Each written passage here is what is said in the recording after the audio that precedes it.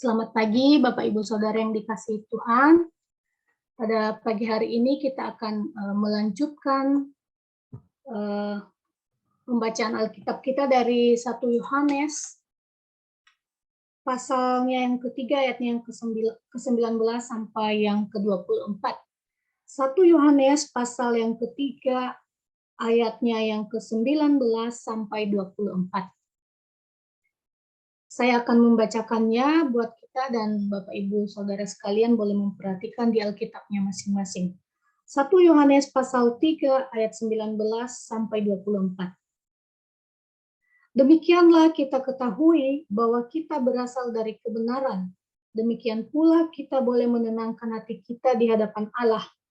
Sebab jika kita dituduh olehnya, Allah adalah lebih besar daripada hati kita, serta mengetahui segala sesuatu. Saudara-saudaraku yang kekasih, jikalau hati kita tidak menuduh kita, maka kita mempunyai keberanian percaya untuk mendekati Allah. Dan apa saja yang kita minta, kita memperolehnya daripadanya, karena kita menuruti segala perintahnya dan berbuat apa yang berkenan kepadanya. Dan inilah perintahnya itu, supaya kita percaya akan nama Yesus Kristus anaknya, dan supaya kita saling mengasihi sesuai dengan perintah yang diberikan Kristus kepada kita. Barang siapa menuruti segala perintahnya, ia diam di dalam Allah dan Allah di dalam dia. Dan demikianlah kita ketahui bahwa Allah ada di dalam kita, yaitu Roh yang telah Ia karuniakan kepada kita. Bapak Ibu Saudara yang dikasihi Tuhan, dulu waktu saya kecil, kira-kira umur 6 tahun atau 7 tahun, orang tua saya mengajari saya untuk mengerjakan pekerjaan rumah, mulai dari belajar menyapu, belajar nyuci piring, dan sebagainya. Orang tua saya mengajari untuk selalu mau taat ketika mau disuruh atau dimintai tolong, harus patuh. Dulu saya di saat kecil masih suka tidak mau nurut, tidak mau disuruh seperti itu, suka melawan. Nah, namun dulu orang tua saya selalu menyuruh mengerjakan pekerjaan rumah dengan janji mengatakan, nanti kalau pekerjaan rumah sudah beres, kamu bisa menyelesaikan dengan baik apa yang disuruh. Kamu boleh minta apa? Nanti bapak atau mama akan turuti kamu mau apa. Nah, di kampung saya itu ada pasar yang sekali seminggu, sebutannya pekan, bukan pasar. Nah, pekan adanya sekali seminggu, dan itu pekan itu sangat ramai ya, mungkin itu tempat perbelanjaan satu kecamatan, sekecamatan. Tempatnya juga jauh dari rumah saya. Nah, dulu waktu kecil, kita anak-anak sangat suka kalau diajak ke pekan, karena memang tidak pernah diajak lagi ke tempat lain, kemana-mana, karena tidak ada tempat bermain juga di desa ya, di masa kecil.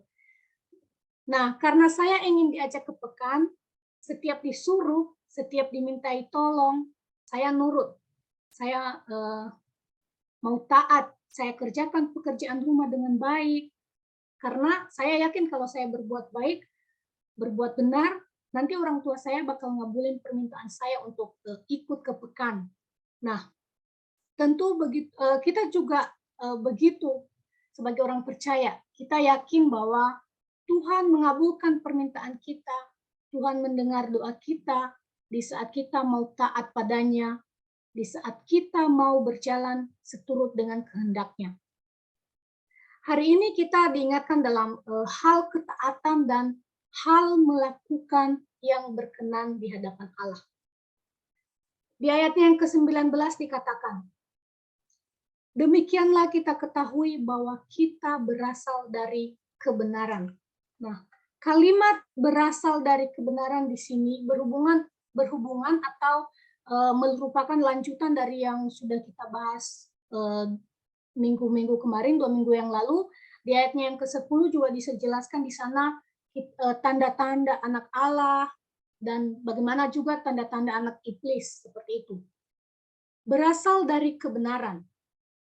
Kebenaran itu adalah Allah sendiri, di mana kita yang berbuat kebenaran lahir daripadanya, yaitu dari Allah, dari kebenaran. Oleh karena kita lahir dari Allah, lahir dari kebenaran, maka setiap kita harusnya taat pada perintahnya, melakukan kebenaran, dan melakukan kebaikan. Karena kita berasal dari kebenaran, kita boleh menenangkan hati kita di hadapan Tuhan. Menenangkan hati di sini yang dimaksud itu adalah meyakini akan integritas kita di dalam kekristenan. Membuat kita menjadi orang yang punya pengharapan kepada Tuhan. Secara nyata kita semua tahu bahwa tidak ada yang tahu isi hati manusia. Apa yang dipikirkannya, apa yang diinginkannya, tidak ada yang tahu kecuali dirinya sendiri. Tiap orang memiliki hati nurani itu. Di sini Allah menunjukkan hak istimewa orang-orang yang memiliki hati nurani yang baik. Di ayat 20 jika kita perhatikan, sebab jika kita dituduh olehnya, Allah adalah lebih besar daripada hati kita, serta mengetahui segala sesuatu. Nah, Allah menegaskan otoritasnya di sini, sebab hati manusia ini bisa menuduh dirinya sendiri, atau seperti bisa menjadi hakim untuk dirinya sendiri, menyalahkan dirinya sendiri. Ketika kita melakukan sebuah kesalahan, secara nyata pasti terjadi. Kita pasti merasakan ketidaktenangan, kita nggak tenang, tidak nyaman seperti itu, atau merasa bersalah. Padahal sebenarnya tidak ada orang lain yang tahu, tetapi hati kita itu tahu hal yang kita lakukan. Nah, di sini hati kita adalah kekuatan yang mencerminkan diri kita. Hati kita bisa melihat siapa kita. Hati kita bisa menyadari diri kita sendiri, bagaimana sifat kita, bagaimana perbuatan kita, bagaimana apa tindakan kita. Semua diketahui oleh hati kita. Nah, ketika kita berbuat dosa atau berbuat kesalahan, lalu hati kita menuduh diri kita sendiri, menghakimi diri kita sendiri, kemungkinan besar pasti setiap kita akan takut menghadap Allah. Atau merasa tidak layak, lalu menjaga jarak dengan Tuhan, atau malah menjauh dari Tuhan. Nah, ayat 20 di sini menjelaskan dan mengajarkan kita untuk mari menenangkan diri di hadapan Allah, atau mari menenangkan hati. Tuhan adalah hakim kita, hakim yang benar. Tuhan yang mengetahui segalanya lebih dari yang hati kita tahu. Tuhan yang tahu kita salah, Tuhan yang tahu kita benar, bukan hati kita. Tuhan lebih besar dari hati kita. Tuhan satu-satunya yang bisa mengambil keputusan atas apa yang telah kita lakukan. Oleh karena itu kita manusia berdosa sekalipun tidak perlu takut untuk menghadap Allah, tetapi harus dengan berani menghadap Tuhan karena manusia butuh diingatkan. Kita manusia berdosa butuh diingatkan terus-menerus dan ditegur lewat firman Tuhan. Itu sebabnya harus mengikuti setiap ibadah, kebaktian, doa, atau persekutuan lain. Supaya kita terus dibentuk. Jangan sampai hati kita terus menghakimi diri sendiri dan membuat kita menjauh dari Tuhan. Sebab Allah lebih besar dari hati kita, dan penghakiman itu hanya milik Allah, bukan milik hati kita. Kemudian di ayatnya yang ke-22, dan apa saja yang kita minta, kita memperolehnya karena kita menuruti perintahnya dan berbuat apa yang berkenan kepadanya. Bapak, Ibu, Saudara, tentu dalam kehidupan ini mendapatkan atau memperoleh sesuatu yang kita minta merupakan kebahagiaan dan kesenangan tersendiri bagi setiap kita. Misalnya kita meminta berdoa, meminta pekerjaan, meminta rumah, meminta jodoh, atau meminta hal yang lain. Lalu kita mendapatkannya, pasti itu senangnya bukan main, karena dikabulkan permintaannya. Nah, di sini Tuhan memberi jaminan bahwa apa saja yang kita minta, kita akan memperolehnya. Tetapi perlu diperhatikan, bahwa ada syarat untuk mendapatkan itu, yaitu kita harus menuruti segala perintahnya dan berbuat apa yang berkenan kepadanya. Menuruti segala perintahnya dan berbuat apa yang berkenan kepadanya. Jadi tidak sembarangan kita memperoleh apa saja yang kita mau. Ini berarti saat kita sudah hidup di dalam kebenaran itu sendiri, permintaan kita ini bukanlah permintaan yang berlawanan dengan kehendak Allah. Orang yang taat dan patuh pada Allah, melakukan apa yang berkenan baginya, di dalam pikiran, di dalam perkataan, bahkan keinginan. Sebab keinginannya dan kerinduannya adalah menyenangkan hati Tuhan. Maka kita memperoleh apa yang kita minta ketika kita patuh melakukan apa yang berkenan bagi Tuhan. Jika kita memenuhi syarat dan telah melakukan perbuatan baik, maka kita boleh berharap bahwa kita akan menerima hal baik yang telah kita minta dalam setiap doa kita. Kita boleh berharap sebagai orang percaya. Tetapi siapa yang melakukan hal-hal yang tidak berkenan kepada Allah, kita tidak boleh berharap bahwa Allah akan menyenangkan kita, bahwa Allah akan mendengarkan doa kita, menjawab doa-doa kita. Kita tidak boleh berharap. Sebab kita tidak melakukan yang berkenan, kita tidak melakukan yang baik di hadapan Tuhan. Seperti dalam Mazmur pasal 66 ayatnya yang ke-18 dikatakan, seandainya ada niat jahat dalam hatiku, tentulah Tuhan tidak mau mendengar. Kemudian di dalam Amsal pasal yang ke-28 ayatnya yang ke-9 juga dikatakan, siapa memalingkan telinganya untuk tidak mendengarkan hukum, juga doanya adalah kekejian. Jadi di sini sangat jelas bahwa kita berdoa, meminta permohonan kepada Tuhan, dan Tuhan akan memberikannya, mendengarkannya jika kita taat akan perintahnya.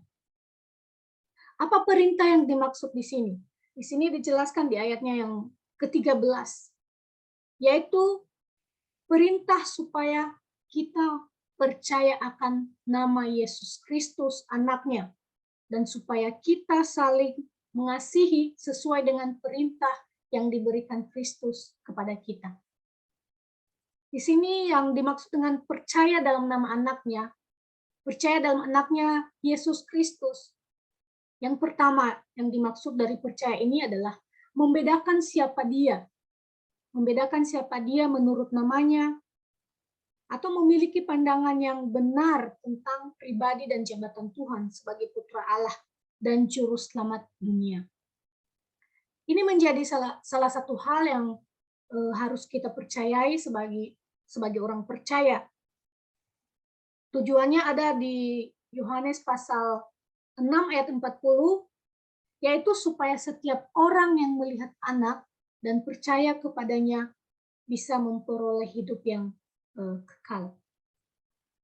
Kemudian percaya yang dimaksud di sini juga yang kedua adalah percaya bahwa Dia yang menilai setiap hati manusia dan menjadi hakim yang bijaksana dan memberikan keselamatan kekal bagi kita. Kemudian percaya yang ketiga, yaitu percaya bahwa Dia penebus dan juru selamat manusia. Iman atau kepercayaan ini menjadi syarat untuk kita ketika mau menaikkan doa-doa kita. Kepercayaan ini menjadi perintah yang pertama di ayat yang sudah kita baca. Ini menjadi perintah yang pertama, lalu perintah yang kedua di ayat yang telah kita baca adalah saling mengasihi. Saling mengasihi menjadi bagian perintah Allah yang sangat penting ya. Ketika mau memohon dan mau menaikkan doa-doa kita, mau meminta permohonan kepada Tuhan, kita diminta untuk terlebih dahulu saling mengasihi. Hal yang perlu kita lakukan dalam hal saling mengasihi ini adalah mengampuni orang yang bersalah kepada kita.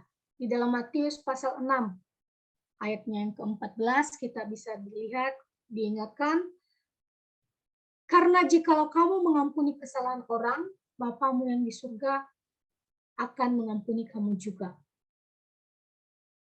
Selain mengampuni juga, selain mengampuni orang yang bersalah kepada kita, kita juga perlu untuk berdamai dengan diri kita sendiri.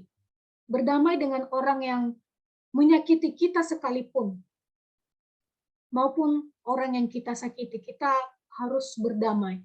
Di dalam Matius pasal 5 ayat 23-24 dikatakan, sebab itu, jika engkau mempersembahkan persembahanmu di atas mezbah, dan engkau teringat akan sesuatu yang ada dalam hati saudaramu terhadap engkau, tinggalkanlah persembahanmu di depan mezbah itu, dan pergilah berdamai dahulu dengan saudaramu.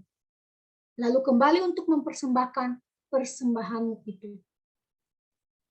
Kita diingatkan di sana, beriman kepada Tuhan Yesus harus dibuktikan di dalam kemauan untuk mengikuti perintahnya. Ya, perintah Yesus adalah untuk saling mengasihi, karena Tuhan Yesus telah lebih dahulu mengasihi kita. Oleh karena itu kita juga harus mengasihi. Jika kita melihat di dalam dunia ini standar kasih dan mengasihi itu, yaitu kita mengasihi orang yang telah lebih dulu mengasihi kita. Kita mau mengasihi orang kalau dia lebih duluan mengasihi kita. Tetapi standar kasih dan mengasihi Allah di dalam Allah, standar kasih dan mengasihi di dalam Allah adalah ketika mengasihi orang yang mengasihi dan yang tidak mengasihi kita sekalipun. Sebab Allah telah mengasihi kita lebih dulu. Oleh karena itu kita harus mengasihi. Dalam 1 Yohanes pasal 3 ayatnya yang ke-18 dikatakan, kita mengasihi bukan dengan perkataan atau dengan lidah, tetapi dengan perbuatan dan dalam kebenaran. Jadi kasih itu benar nyata kita lakukan. Ketika kita sudah menuruti dan menaati perintah Allah, maka di ayatnya yang ke-24, di ayat yang terakhir berkata, menuruti segala perintah merupakan bentuk persatuan dengan Allah. Orang-orang yang menuruti segala perintah Allah, ia diam di dalam Allah dan Allah akan